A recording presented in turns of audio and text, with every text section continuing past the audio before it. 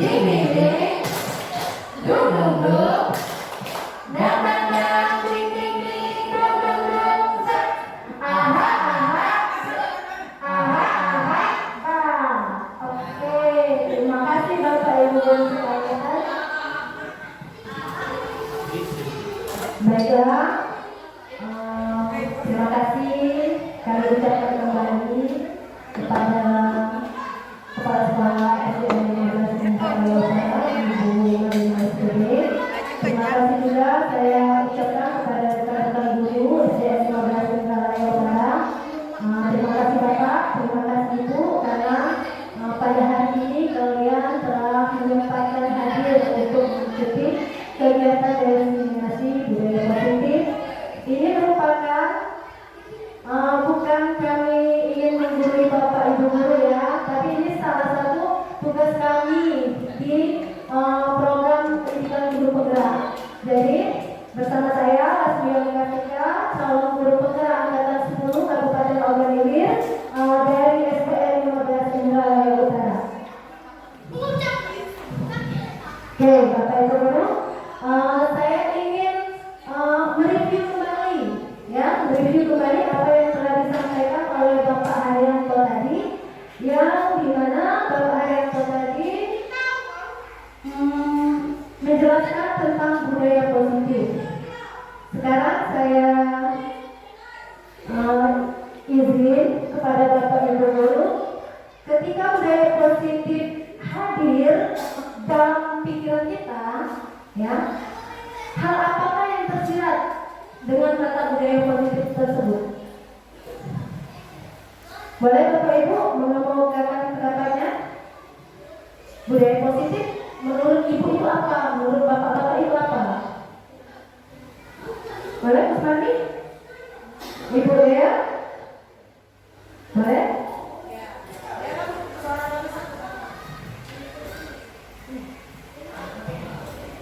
Baik, terima kasih. Bagi saya adalah budaya positif adalah suatu kebiasaan yang diterapkan dengan tujuan ada nilai manfaat di dalamnya. Jadi apapun kegiatannya dengan nilai manfaat yang baik, itu adalah budaya positif di setiap lingkungan.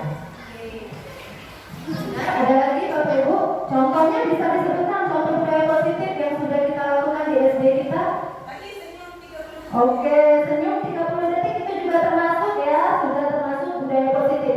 Pak Hari bisa mengemukakan pendapatnya, contoh dari budaya positif yang Bapak ketahui? Ya, Bapak Ibu.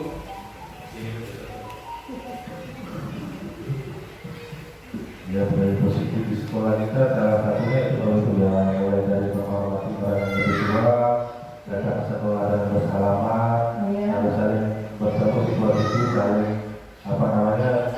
bertegur sapa, ucapkan salam. Itu mungkin salah satu yang paling mudah dalam budaya positif ini. Masya Allah, luar biasa. Berikan tepuk tangan untuk kedua ibu bapak guru kita yang sangat-sangat luar biasa. Ada lagi Bapak Ibu, Ibu Marjana boleh? Biasakan mengantri sebelum ini dimulai pelajaran. Misalnya ada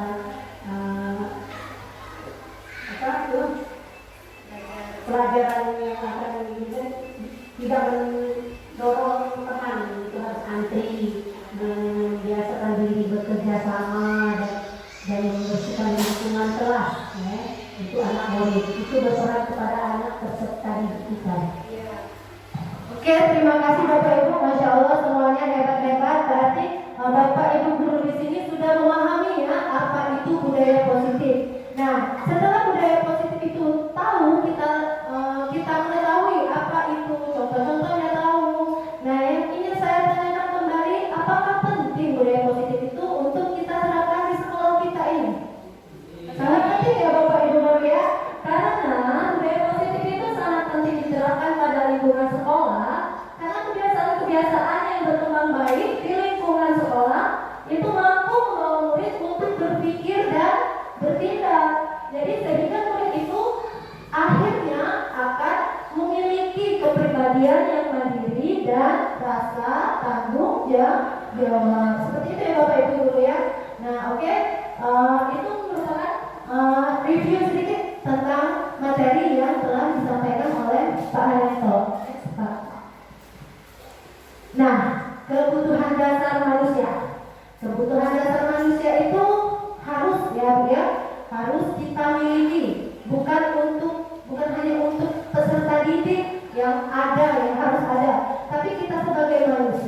itu harus memiliki kebutuhan dasar. Karena apa? Ketika kebutuhan dasar kita tidak terpenuhi, maka otomatis perilaku kita akan menyimpang dari hal-hal yang merugikan.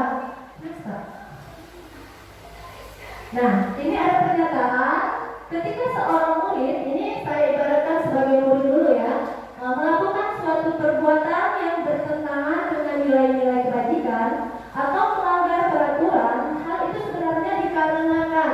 Nah, di garis bawahi ya Bapak Ibu Guru ya, bahwasanya itu dikarenakan mereka gagal memenuhi kebutuhan dasar mereka. Jadi ketika kita melihat seorang murid ada masalah ketika melakukan pembelajaran di kelas, perilakunya menyimpang, kita jangan dulu, insya Allah kalau guru-guru di sini pastinya ya sudah berpihak semua pada murid. Kita harus tanyakan ada apa dan mengapa yang membuat perilaku mereka seperti itu. Jadi ketika kita sudah mengetahui, oh anak tersebut dirinya tidak memiliki, tidak makan, tidak ngantuk, nah seperti itu. Jadi hal-hal yang bersifat negatif ketika anak didik terapkan di kelas kita itu harus kita sendiri yang menggalinya terlebih dahulu ya, apa masalah dan penyebabnya. Oke Pak. Nah, jadi intinya kebutuhan dasar itu adalah segala sesuatu yang kita lakukan untuk mendapatkan apa yang kita inginkan. Itu.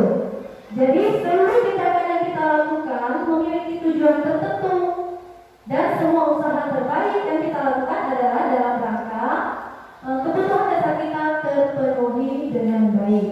Ya, jadi Bapak Ibu Guru, ketika kita merasa hal-hal yang menyimpang, itu berarti perilaku yang menyimpang berarti kebutuhan dasar pada diri kita atau peserta didik tidak terpenuhi. Oke Pak.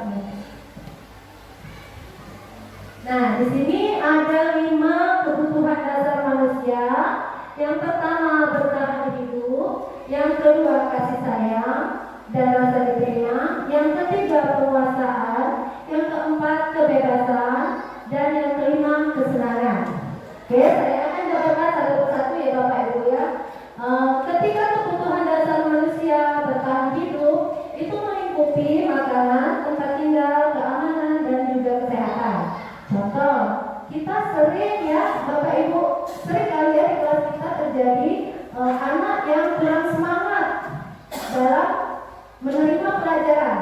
Sering tidak di kelas Bapak Ibu Guru mendapati kasus anak yang tertidur, anak yang lapar, itu anak yang sakit. Sering tidak Bapak Ibu? Sering ya. Nah, itu kita tanyakan dahulu. Oh, kenapa kamu belajarnya seperti itu nak? Mereka menjawab pasti, oh Bu, semalam rumah saya kebanjiran, jadi saya kurang tidur. Nah, itu bisa salah satu penyebab terjadinya kebutuhan dasar mereka tidak terpenuhi, yaitu bertahan hidup. Itu contohnya ya, ketika ada anak yang sakit atau pusing atau lumpuh, itu berarti kebutuhan dasar mereka tidak terpenuhi, yang bertahan hidup. Yang kedua, kasih sayang dan rasa diterima. Boleh Bapak Ibu Guru memberikan contoh, siapa yang tahu? Memberikan contoh kebutuhan dasar manusia yang kasih sayang dan rasa diterima. Ini saya contohkan misalnya di kelas ya Bapak Ibu Guru ya, kita sering kali membuat kelompok-kelompok kecil ya dalam kelas tersebut. Nah, di dalam kelompok kecil itu ada salah satu siswa yang tidak mau mengikuti apa hasil atau tidak mau bekerja sama untuk tidak mau mengikuti kerja kelompok tersebut. Jadi banyak aduan, banyak omongan, ibu si A tidak mau ikut menyelesaikan tugas kelompok. Nah, kita lihat di sini kenapa alasan anak tersebut tidak mau mengikuti kerja kelompok. Rupanya Bapak Ibu Guru, anak tersebut bukan sama bestinya, ya, tidak sama bestinya dalam kelompok itu. Jadi anak itu merasa kurang diterima.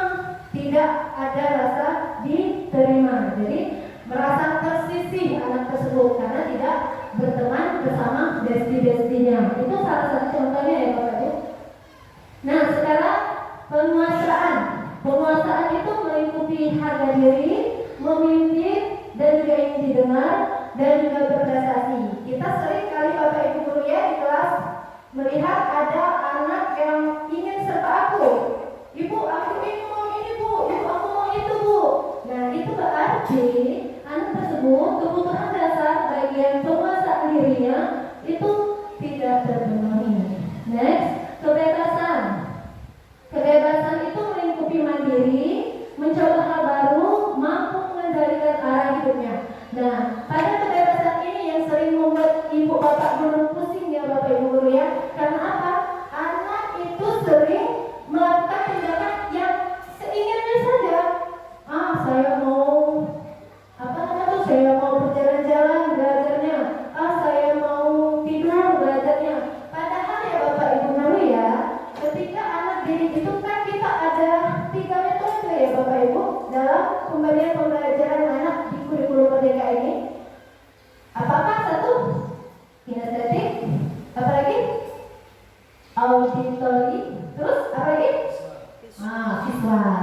Jadi kita berbagi ya Bapak Ibu. Jadi kita guru itu dituntut berinovasi dalam cara memberikan kita pembelajaran kepada peserta didik. Jadi kita tidak harus memarahi anak tersebut. Hei, tidak boleh jalan-jalan. Hei, kamu harus dengarkan. Tidak, mereka otomatis terkekang hidup mereka karena cara belajar dan pola belajar mereka itu tidak sesuai dengan apa yang ibu bapak berikan, yang kita berikan. Jadi kita harusnya mengetahui hal-hal yang harus dibutuhkan oleh anak didik kita tersebut. Oke, itu tentang kebebasan ya Bapak Ibu guru. Jadi guru itu harus berinovasi dalam memajukan pendidikan. Yang kelima itu kebutuhan dasar manusia, kesenangan. Kesenangan itu bermain, humor, antusiasme. Itu ya, contohnya ketika ada anak ya di kelas kita suka sekali tertawa. Tidak apa-apa Bu, itu adalah salah satu tuntunan mereka untuk memenuhi kebutuhan dasar hidup mereka. Jadi ketika kita nyetop anaknya tidak boleh tertawa, otomatis kita sudah mengekang kebutuhan dasar mereka tersebut ya. Tidak boleh seperti itu. Jadi ketika kita belajar memang harus apa namanya itu? Harus ini ya, serius, harus ada serius dan juga jangan terlalu serius. Ada bermainnya seperti itu karena ada anak yang ingin memenuhi kebutuhan dasarnya itu pada kesenangan. Anak tersebut ingin tertawa, ya ingin bermain. Tidak apa-apa Bapak Ibu guru ya, kita menyelipkan cara belajar kita dengan belajar, dengan bermain seperti itu ya. Tidak apa-apa karena kebanyakan anak-anak sekarang dapat ataupun mampu menerima pembelajaran itu dengan diselingi dengan bermain. Next Pak. Nah ini ada studi kasus saya ambil di kelas 4B ya Bapak Ibu. Di situ ada Miss Depa, guru wali kelas 4B sedang bingung menghadapi ulas salah satu murid di kelasnya. Jadi beberapa anak telah mengeluhkan tingkah gendis yang seringkali keluar jajan pada jam belajar yang sedang berlangsung. Nah, jika Anda menghadapi situasi seperti Miss Depa, apa yang akan Anda lakukan? Menurut Anda, kira-kira apa alasan gendis melakukan hal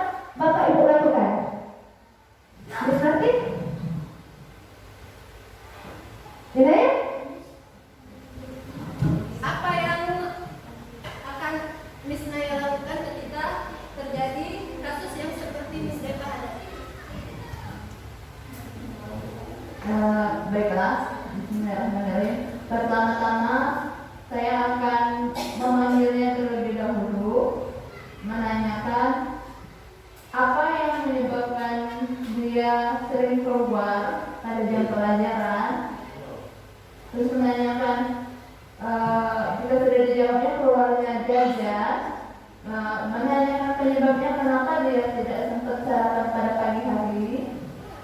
Apa kira-kira yang menjadi penyebabnya, dan kita bersama-sama cari solusinya. Kira-kira apa yang bisa menyebabkan dia itu bisa sarapan pagi sehingga pada saat jam pelajaran dia berada di dalam kelas, tidak lagi keluar kelas. Oke, terima kasih ya. Berarti Miss Naya melakukan langkah-langkah awal untuk mengetahui ya. Berarti Miss Naya melakukan hal-hal yang mesti guru luar biasa lakukan. Next Pak. Nah, dari kasus tadi itu sudah saya selidiki, sudah saya tanya sama anaknya.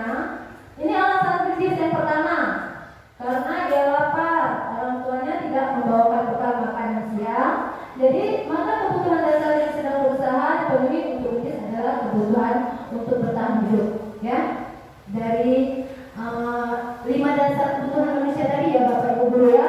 Jadi Gendis itu tidak makan, terus orang tuanya tidak memiliki memberikan bekal, itu alasannya. Berarti kebutuhan dasar untuk bertahan hidup si Gendis itu tidak terpenuhi. Oke, lanjut. Nah, alasan Gendis yang kedua, karena dia merasa senang temannya jadi memperhatikan dia. Itu ya. Saya tanya, kenapa Gendis? Enggak apa-apa Bu, saya senang saja melihat teman-teman itu memperhatikan saya. Jadi ketika temannya melaporkan tindakan ini pada gurunya, Gendis itu merasa suka, merasa senang, ya. Nah, maka kebutuhan dasar yang sangat dibutuhkan Gendis itu adalah di kebutuhan kasih sayang dan rasa diterima. Jadi si Gendis itu ingin memenuhi kebutuhan dasarnya, ingin diperhatikan, ingin disayang, seperti itu ya Bapak Ibu guru ya. Next, jadi kebutuhan dasar kasih sayang harus dipenuhi. Jadi yang ketiga, alasan Gendis itu karena temannya jadi takut dengan keinginannya. Ya, maka sebetulnya Gendis sedang berusaha memenuhi kebutuhan dasarnya akan kekuasaan. Jadi kebutuhan dasar manusia tadi yang 5 tadi yang sudah saya sebutkan tadi itu merupakan kebutuhan dasar yang sangat dibutuhkan oleh Gendis pada saat itu, yakni pada kebutuhan dasar kekuasaan. Alasan Gendis yang keempat, karena dia merasa bosan dengan pelajaran di kelas, oleh karena itu dia keluar pada jam pelajaran.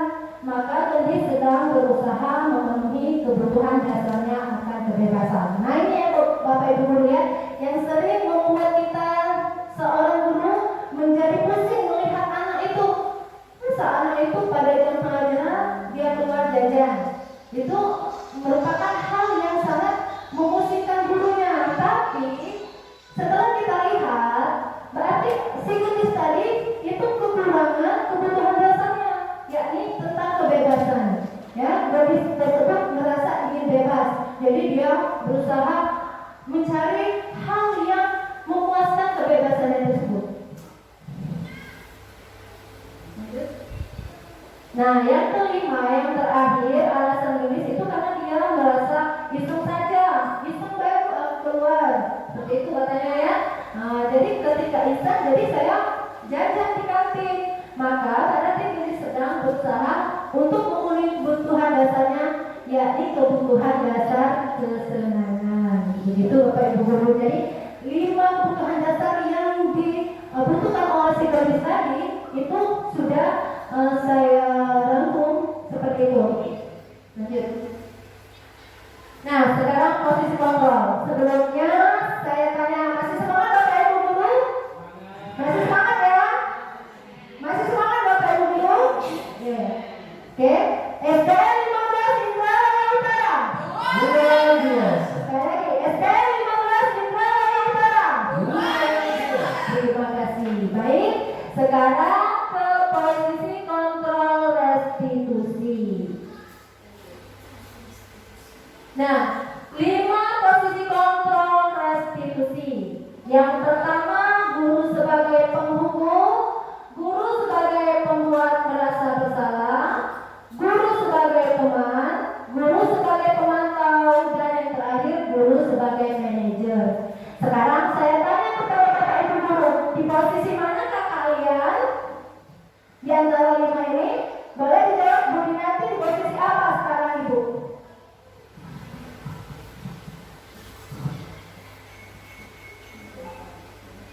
Menghukum, merasa bersalah, membuat merasa bersalah teman, mantau dan manajer. Kalau sekarang di kelas 1 itu sebagai teman. Teman. Oke. Ada lagi? Ada lagi Bapak Ibu Guru? Ibu Marina boleh memberikan masukan atau Ibu lagi di posisi apa?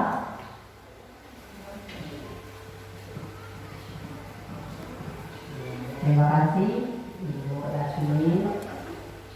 Posisi kontrak restitusi ya. Sebagai apakah saya? Ya, yang Seperti ya. Seorang guru kadang di dalam kelas dia juga bisa sebagai seorang hukum. Pada waktu anak melakukan kesalahan, tapi memang tidak boleh melakukan seperti itu. Tetapi banyak di antara guru-guru itu sebagai penghukum. Kemudian sebagai pembuat merasa bersalah, nah, kamu kenapa ini? Sebagai pembuat merasa bersalah. Jadi aku merasa bersalah. Kalau tidak saya ini tidak bakal saya itu. Kemudian sebagai pemantau, guru hanya melihat, memantau. Oh ini perkembangan anak didik saya sudah seperti ini. Itu sebagai pemantau. Kemudian sebagai manajer itu sebagai pemimpin. Nah, mungkin di antara ini kita ada semua di sini. Ya, benar. Kita ada semua, kita harus jujur dengan diri kita sendiri bahwa kita ada di posisi keempat itu semua. Iya, kelima sampai manajer. Mungkin Bapak Ibu juga seperti itu, cuma bingung. Saya sebagai mana yang baik itu di mana? Begitu. Sebenarnya tidak ada yang baik Ibu, Bapak sebagai apapun kita di sana.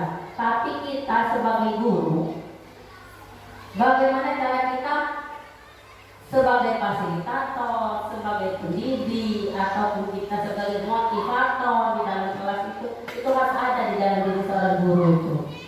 Tidak hanya seperti saya sebagai seorang hukum karena dia bersalah, kamu bersalah nak, seperti itu. Ataupun saya membuat guru merasa pembuat sebagai pembuat merasa bersalah siswanya, atau juga sebagai teman, ya.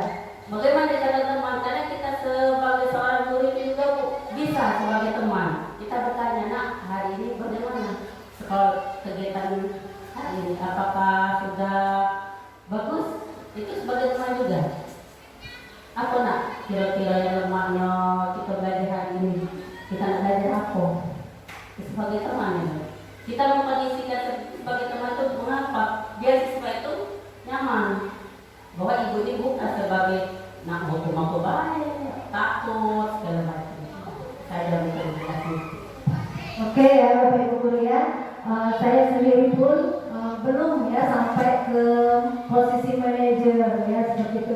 Tetapi tidak apa-apa ya Bapak Ibu Guru ya, kita bertahap. Akhirnya kita berada di posisi manajer. Tidak apa-apa belajar bertahap sangat bisa sebetulnya. Nah di sini 5 posisi kontrol ya. Penghukum, pembuat rasa bersalah, teman, pemantau, manajer. Nah, di sini saya akan saya akan membacakan ketika seorang guru di posisi penghukum. Apa yang dikatakan guru sebagai di posisi penghukum?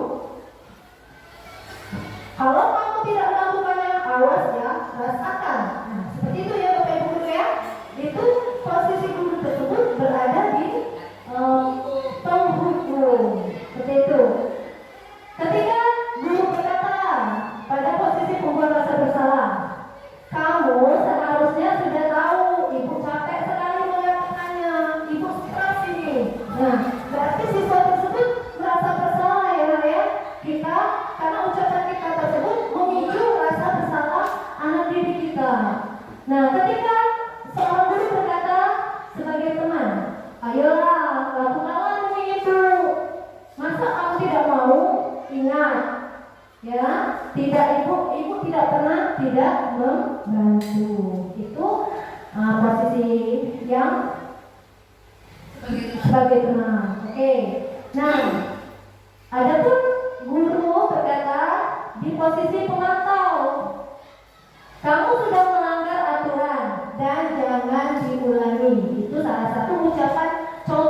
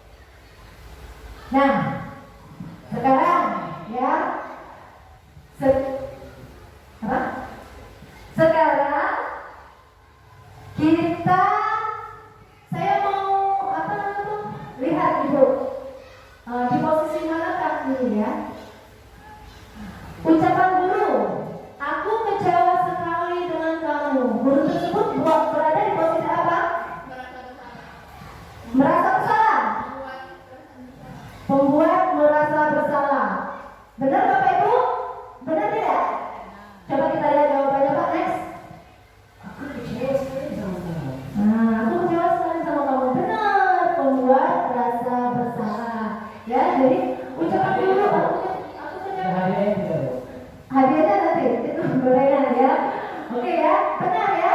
Jadi jawaban dari kasus tadi adalah pembuat rasa bersalah. Next. Nah, sekarang kamu tidak pernah benar melakukannya.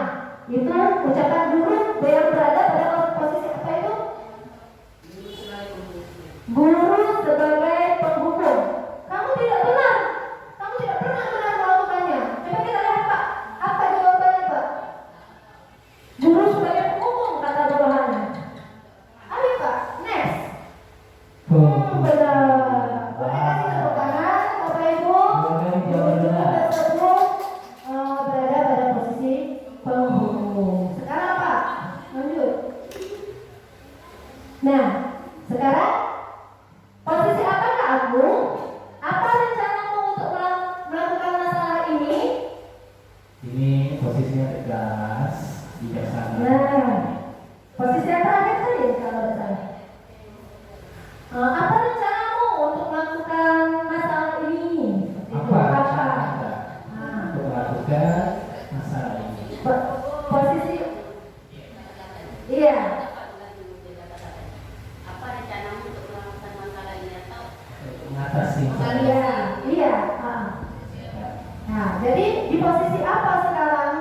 Posisinya apa Bapak Ibu? Posisi yang terakhir? Manajer. Coba Pak Eko, kita lihat dulu jawabannya apa. Oke, benar ya. Posisi manajer. Lanjut Pak. Nah, ayolah lakukanlah demi bapak ibumu, bapak ibunya. Itu sebagai apa itu posisinya? Sebagai teman. Lihat Pak. Lihat Pak. Nah, benar ya. Ayo lakukanlah nanti ibu bantu seperti itu. Itu posisi guru tersebut sebagai teman. Lanjut Pak. Yang terakhir ya, posisi kontrol. Apakah aku? Kamu tidak akan mendapat nilai jika kamu tidak mengerjakan tugas. Nah, itu biasa sering saya lakukan mungkin ya. Kamu tidak akan mendapat nilai jika kamu tidak mengerjakan tugas. Posisi apa guru tersebut? Penghukum. Coba lihat Pak Yanto. Benar tidak jawabannya penghukum? Mantap. Oke Bapak Ibu guru. Next Pak Yanto.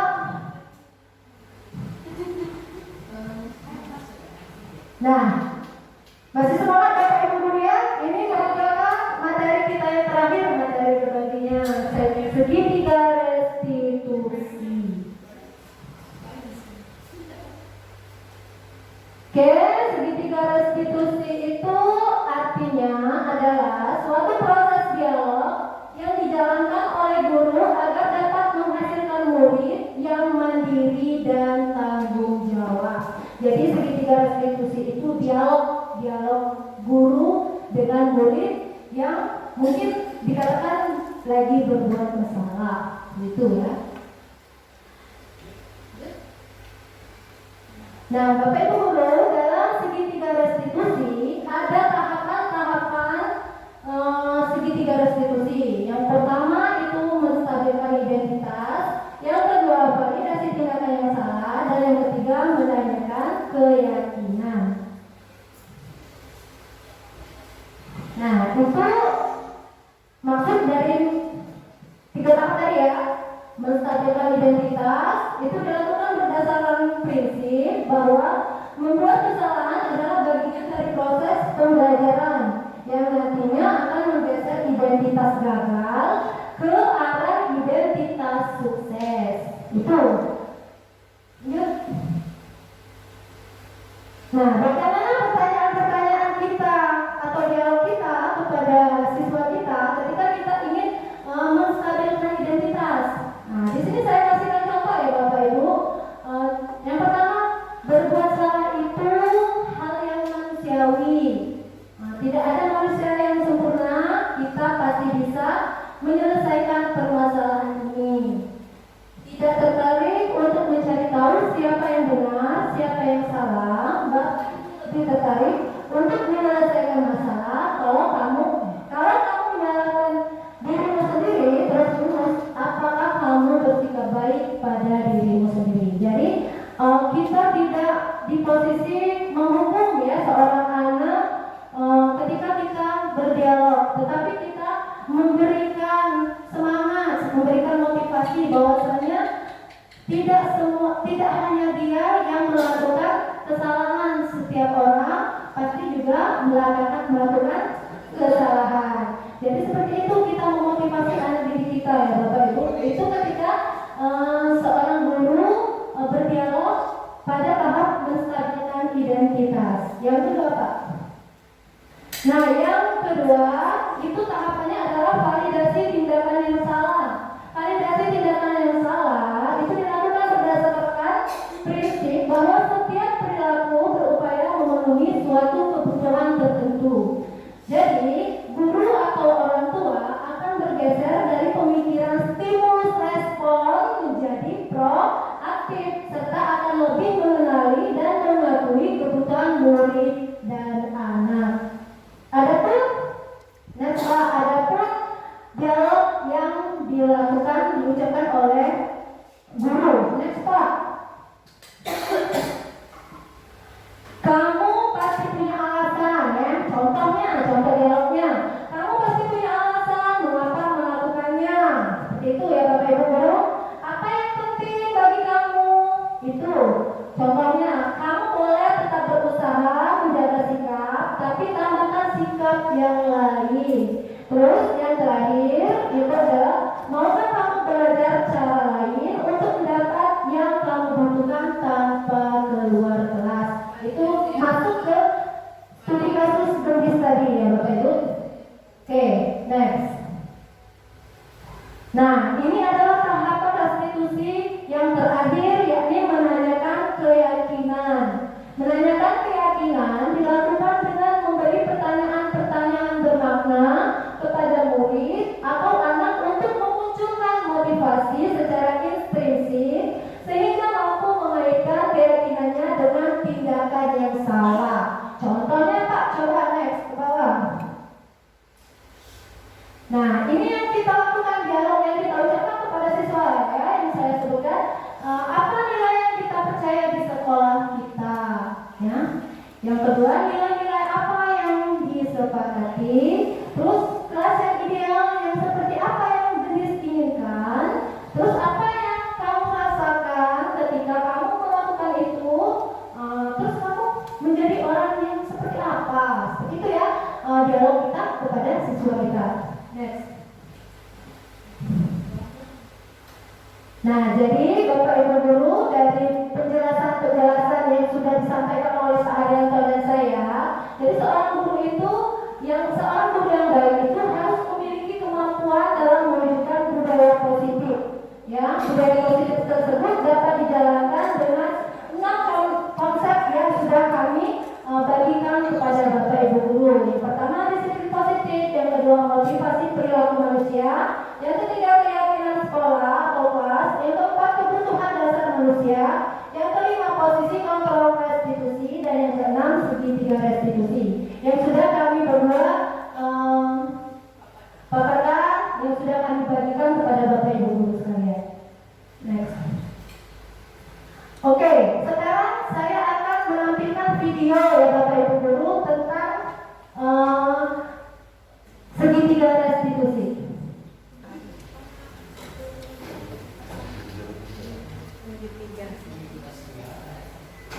Bluetooth mode.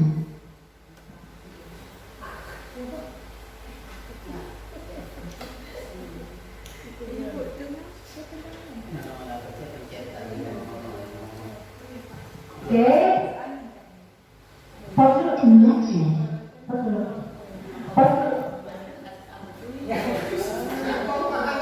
Oke ya. Ini sebenarnya Pak Yanto loh, cuma lagi berubah wujud dari Pak Asri. Jadi di sini ada thumbnailnya. Iya, ada thumbnailnya. Jadi itu merupakan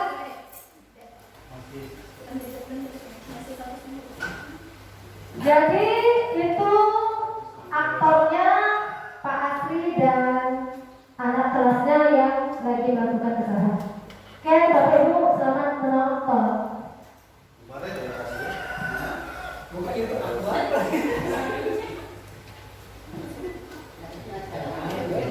Sebentar ya Bapak Ibu guru, boleh sambil makan, sambil minum.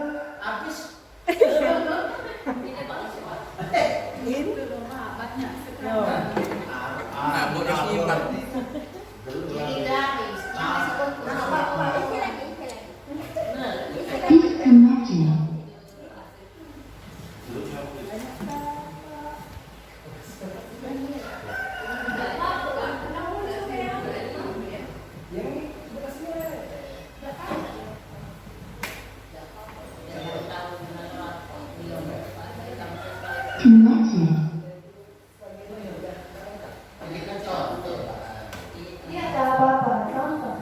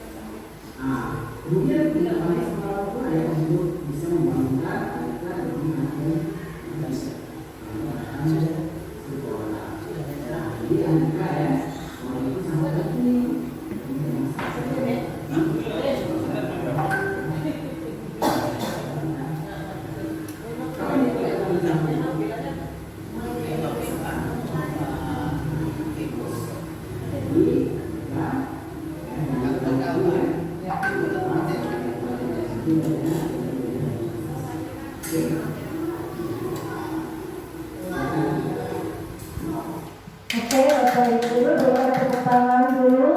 Nah, dengan video yang kita tonton tadi ya, berarti di situ Pak Asri sudah melakukan tahapan-tahapan restitusi, segitiga restitusi. Kenapa? Setelah mendapatkan pencerahan, anak tersebut menjadi keadaan yang lebih positif lagi. Terima kasih Bapak Ibu guru. Demikianlah pemaparan kami calon guru penggerak angkatan 10 Kabupaten Bangka Ilir. Terima kasih atas waktunya. Semoga kita semua mendapatkan rahmat dan jaya. Amin ya rabbal alamin. Wassalamualaikum warahmatullahi wabarakatuh. Waalaikumsalam. Kasih tepuk tangan Bapak Ibu. Baik, Bapak Ibu, selanjutnya kita ada sesi tanya jawab terhadap materi destinasi universitas ini. Oh, tidak ada. Oke, semuanya sepertinya sudah paham Bapak Ibu ya. Oke, Bapak Ibu.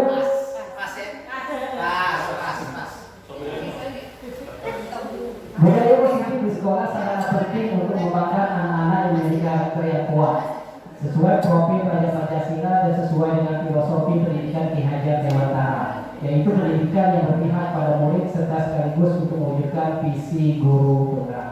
Disinilah akan terlihat jelas peran penting dari seorang pemimpin dalam menggerakkan dan memotivasi warga sekolah agar memiliki, meyakini, dan menerapkan visi atau nilai-nilai kebajikan yang disepakati. sehingga tercipta budaya positif yang berpihak pada murid. Baik Bapak Ibu, demikianlah acara kita pada hari ini. Terima kasih kepada dua narasumber kita yang hebat. Terima kasih kepada Bapak Ibu guru yang telah menghadiri kegiatan pada hari ini. Dan marilah kita tutup kegiatan kita dengan mengucapkan lafaz hamdalah. Alhamdulillahirobbilalamin. Saya selaku moderator mohon maaf bila ada kata yang salah. Dan kepada Allah saya manapun. Wassalamualaikum warahmatullahi wabarakatuh.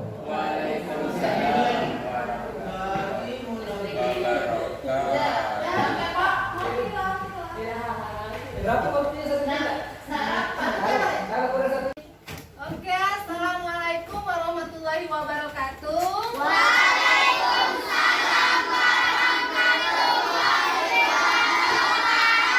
Selamat pagi anak-anak.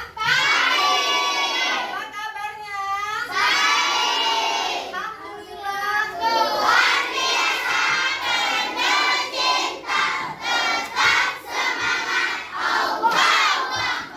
Alhamdulillah. Baiklah, sebelum kita mulai pembelajaran pada hari ini, marilah kita sama-sama mengucapkan lafaz Bismillahirrahmanirrahim. Oke, alhamdulillah. Baik anak-anak, hari ini jadwal kita sudah Ibu bilang ya kemarin. Jadwal kita hari ini kita akan membuat keyakinan kelas. Ya. Siapa yang tahu dengan keyakinan kelas? Ya nanti Ibu bilang dulu, nanti Ibu apa namanya? Ibu jelaskan dulu ya. Oke. Keyakinan kelas itu harus dibuat bersama. Ya. Harus dibuat bersama-sama. Nah, sekarang Ibu kasih contoh. Misal kita memakai motor. Nah, misal kita memakai motor, menggunakan helm, itu sudah termasuk peraturan atau keyakinan? Peraturan. Ya benar, itu merupakan suatu peraturan. Kita buatnya tidak?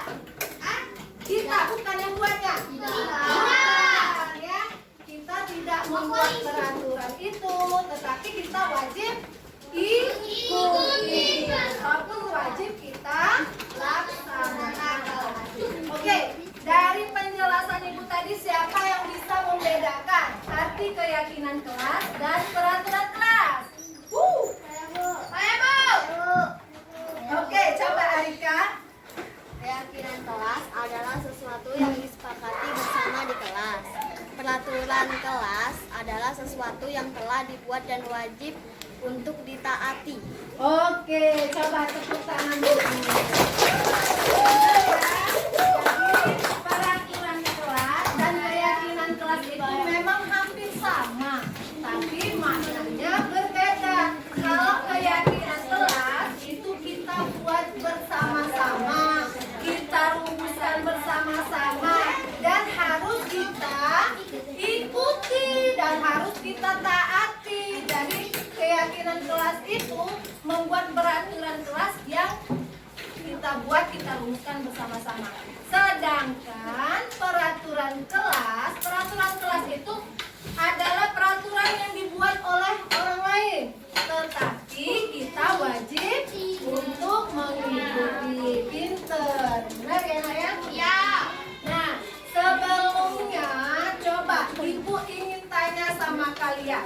Coba kalian beri review bagaimana kelas yang saat ini sedang kalian diami atau tempati.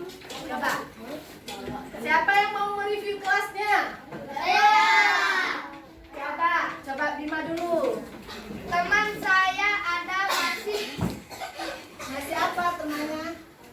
terlambat. Oh, temannya masih ada yang datang terlambat. Ya, itu di dalam kelas Bima masih ada temannya datang terlambat. Siapa lagi yang mau mereview tuh?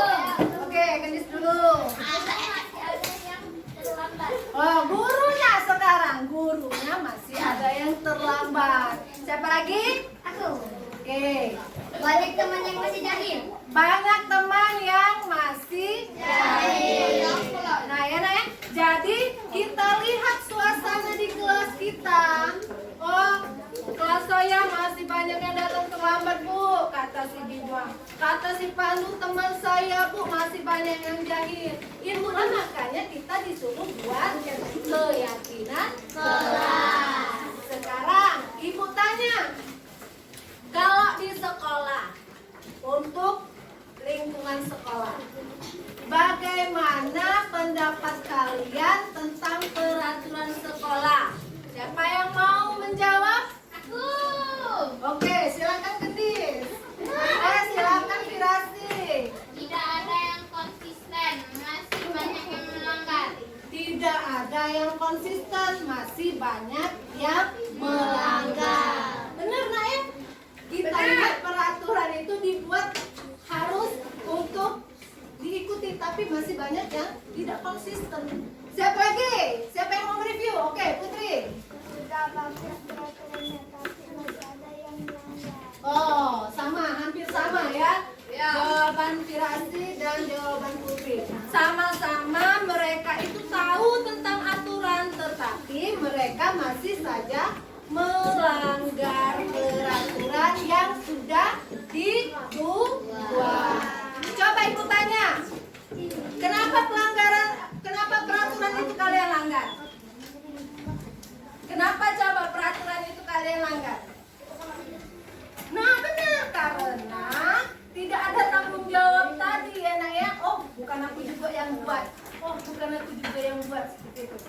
Jadi intinya kita hari ini akan membuat keyakinan kelas dengan pendapat-pendapat kamu hari ini yang telah kamu bicarakan. Sekarang Ibu tanya sama kalian. Kita kan berada di kelas, ya. Kelas kita ini bila perlu kalian buat seperti apa biar menyerap pembelajaran dengan baik. Coba sekarang Ibu tanya, kelas yang seperti apa yang kalian impikan? Coba. Oke. Kelas yang bersih. Kelas yang nyaman. Ayo. Kelas yang indah. Ingin kelas ada AC. Ingin kelas ada AC, boleh, Arika.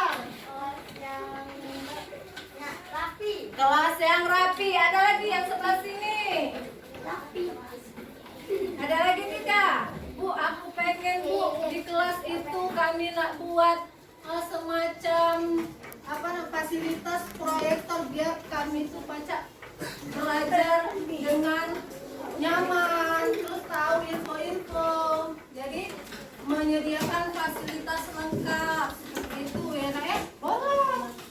Ya, itu merupakan keyakinan yang merupakan impian-impian kita untuk mewujudkan suatu kelas yang memiliki rasa nyaman. Oke, sekarang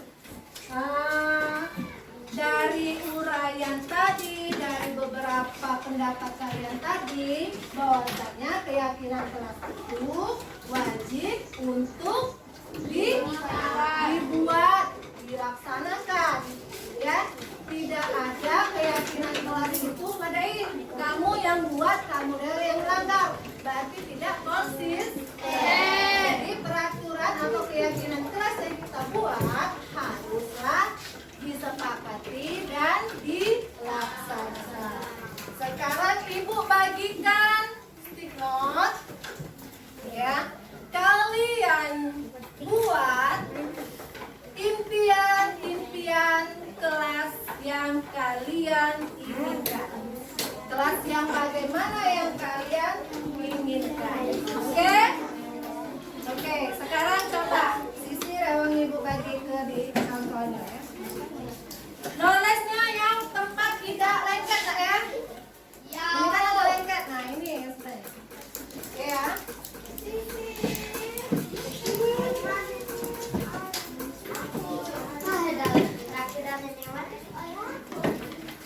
Boleh dibagi.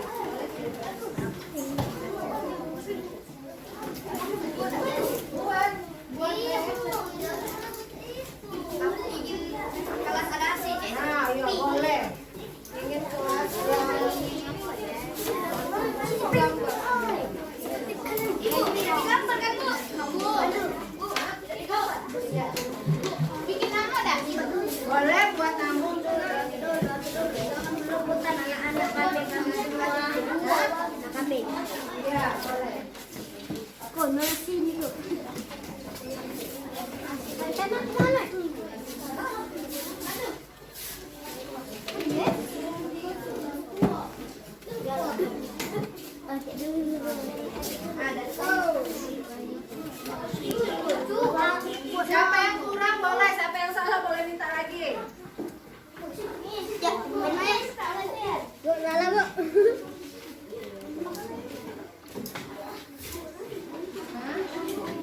Apa? Minta lagi.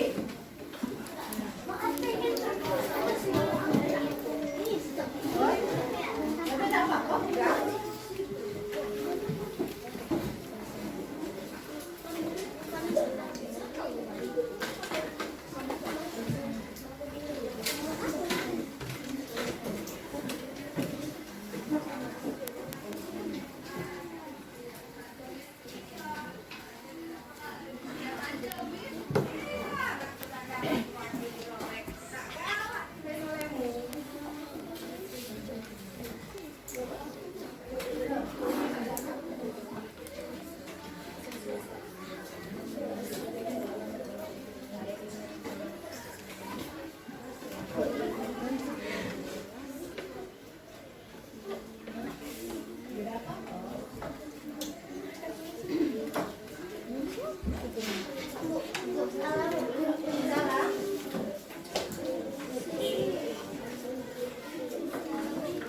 Aku salah, sorry.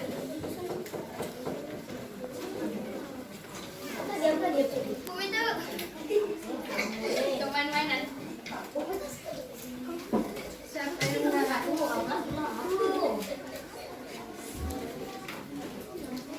Adalah koleksi terbaik. Itu lapis ya. Salah, Bu. Salah. Kamu kok yang salah sama.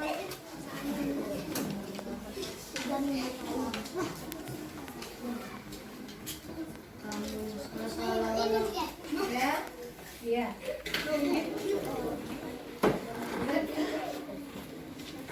Kamu nih.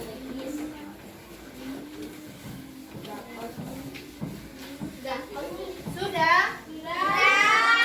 Sudah boleh tempel di sini. Satu. Tahu kan aku? Satu.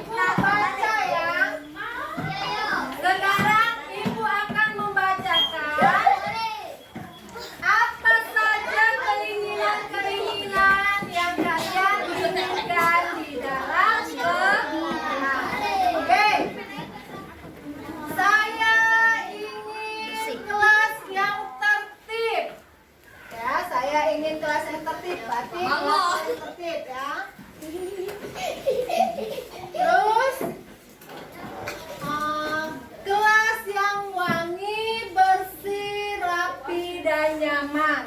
Oh, ini satu ya. Saya ingin kelas yang mendengarkan guru saat menjelaskan, murid dan siswa tepat waktu membuang sampah pada tempatnya. Bolehlah ya. Berarti di bagian nomor 2. Ini bagian kelas yang tertib.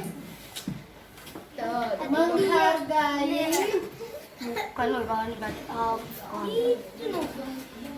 Nanti kita kelompokkan semua lah ya. Terus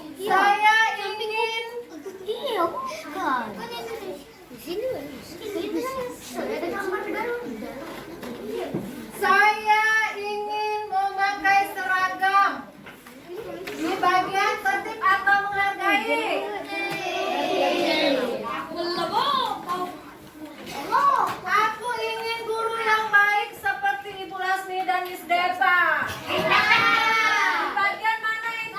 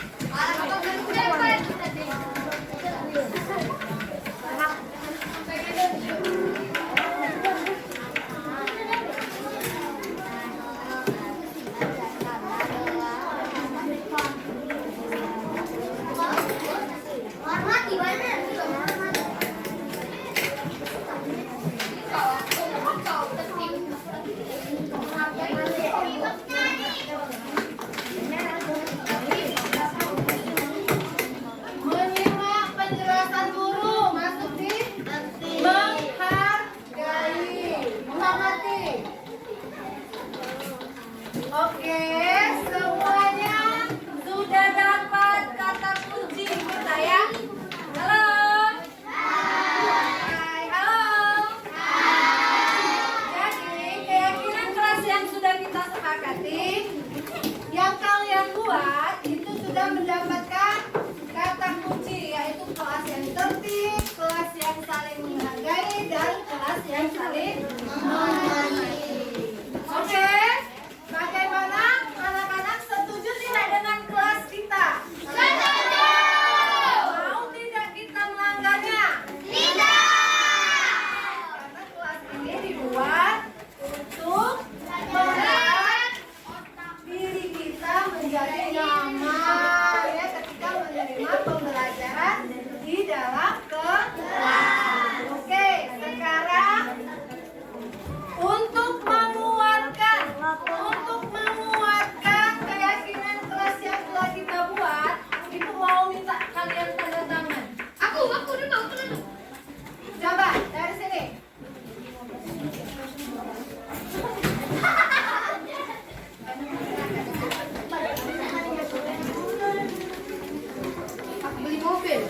Aku beli mobil.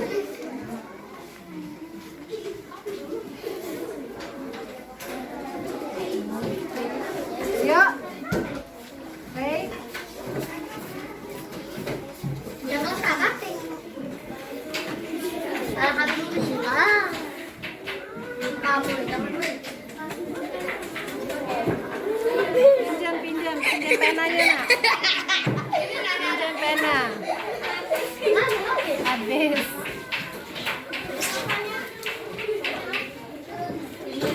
Oke.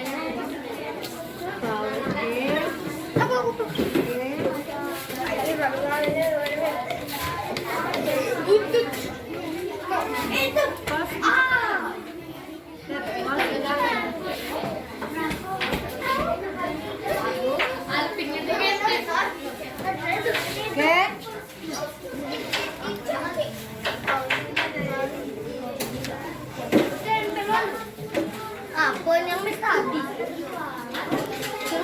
Tadi. Ayo.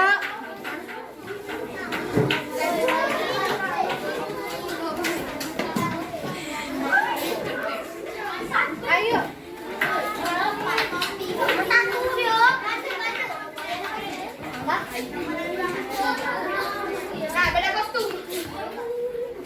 Nah, beda kostum ini. Satu kelas bagian putih, olahraga. Sejam begini, kalian itu putih.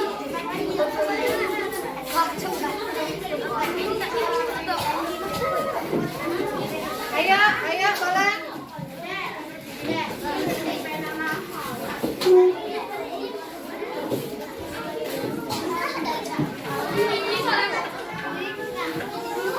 Ayo.